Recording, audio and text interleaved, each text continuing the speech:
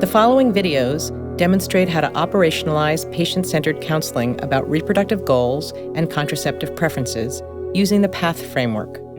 This framework is a concrete set of open-ended questions and counseling skills designed to effectively engage with patients about their reproductive goals and, when appropriate, pre-pregnancy care, contraception, and infertility services.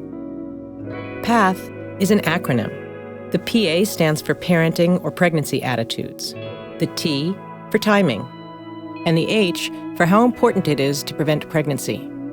PATH asks the following 3 questions. For the PA, do you think you might like to have children at some point? Or if the person's already had children, do you think you might like to have more children at some point? The T, when do you think that might be? And the H, how important is it to you to prevent pregnancy until then?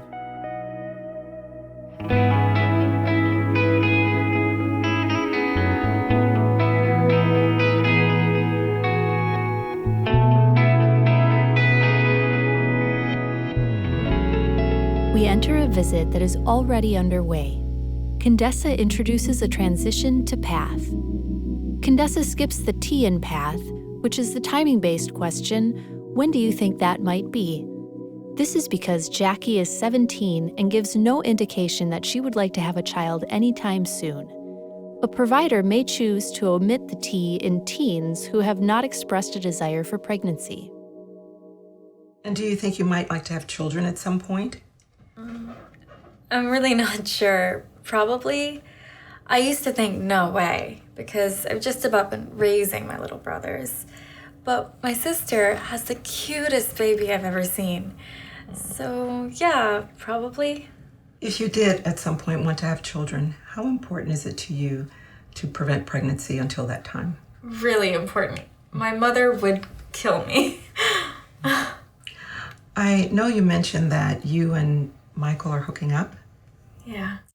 Okay. Are you interested in discussing your options for contraception?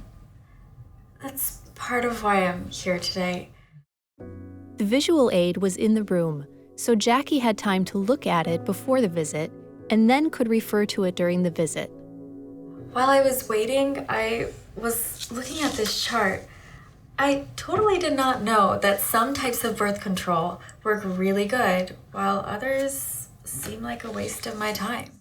Condessa agrees with Jackie, and then instead of asking, do you have a sense of what's important to you about your birth control?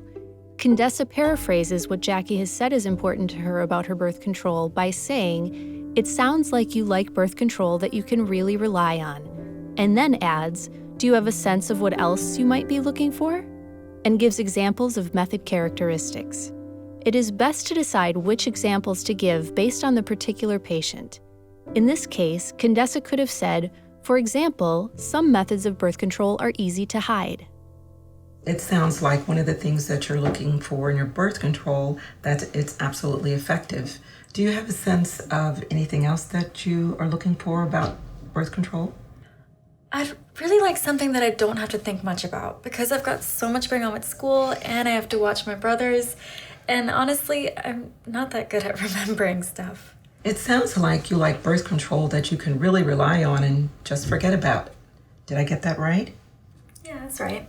Do you have a sense of what else you might be looking for? For example, there are methods of contraception that you can use for acne or painful periods, or even that can lower your chance of some types of cancer. I do get super bad cramps when I get my period. Can birth control actually help me with that? Immediately after describing the possibility of amenorrhea in plain language, Condessa asks a follow-up question which helps Jackie integrate the information. Yes, absolutely. Some of the methods that you were looking at the top of this chart can help with your cramps. In fact, many people who use them get no bleeding at all or just light spotting or light bleeding occasionally. How would it be for you if you didn't get your period while on birth control? I didn't even think that was possible. My abuela told me that it's not healthy not to get my period, so I don't think that's for me. Condessa does not correct Jackie. Instead, she agrees with her grandmother and then goes on to clarify the information about the safety of amenorrhea while on hormonal contraception using plain language and a visual aid. She immediately asks Jackie a follow-up question after giving her clarifying information. Your grandmother was completely right. When you do not use contraception with hormones in it, you do need to get your period. My abuela is awesome. We're really tight. I tell her everything. But what if my birth control does have hormones in it? That's a great question. And it's interesting, when you use hormonal contraception, that makes the lining of your uterus really thin. That's the place, if you ever decide to have children, that's where the baby will grow. And if you see here, this is the lining, the inside of it. This gets very thin because of the hormones. And when it gets thin, it's as healthy as it can possibly be. Knowing that, how would it be for you if you didn't get your period while using birth control? I think that would be pretty awesome. I really hate my period. Yeah. Some of the methods here at the top of the chart can do all of the things that you say are important to you. Do you have a sense of anything else you'd be looking for in your birth control? That's all I can think of. My sister has one of those IUDs. They gave it to her right after she had her little baby. She likes it. I might think about that, but it kind of freaks me out. Condessa uses a tactile aid and later asks, "Can you tell me more about what freaks you out about it?" rather than reassuring prematurely before she knows what is concerning to Jackie.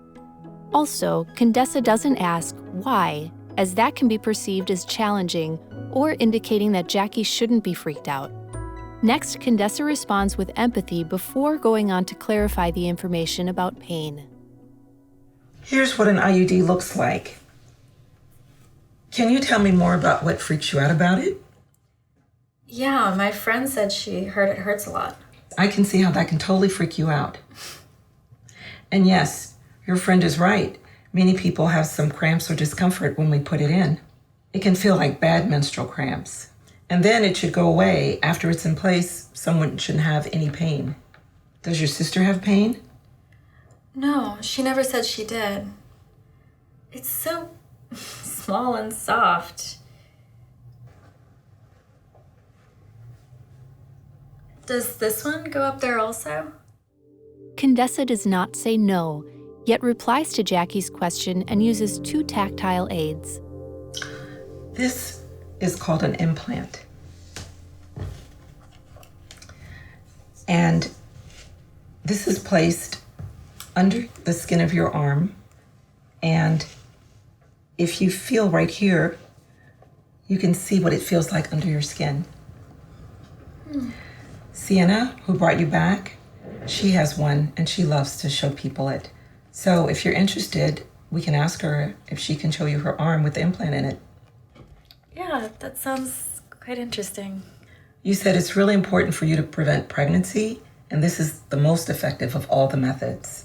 Rather than percentages, Condessa uses plain language, which is whole numbers and natural frequencies, a given number out of 1,000, and a common denominator. If 1,000 women use this in 1 year, none, or at most one, might get pregnant. Compared to the pill, if 70 to 80 women out of 1,000 might get pregnant. I never heard of this before. Would you like to hear more about the implant?